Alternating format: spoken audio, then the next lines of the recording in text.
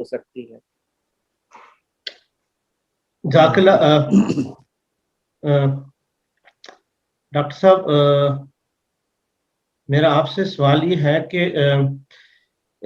एक मेरे दोस्त ने सवाल किया था कि वो सवाल तो मतलब पहले भी काफी दफा ऐसा सवाल हो चुका हुआ है पहले उसमें भी, फिर भी मैं दोबारा आपसे करता हूँ कि वो कहते हैं कि कोई भी चीज खाऊं तो वो जो रोटी है वो मैदे में जब उतरती है तो मसलन दर्द के साथ उतरती है, तेजाबियत के साथ मुंह में पानी भर आता है, गले में मसलन गले तक आ जाता है, घुटनों में अक्सर दर्द रहता है, जुकाम के बाद जुकाम वाली आवाज, रेशा और छींकें, टेंशन, बेचैनी और नींद आती रहती है उनको।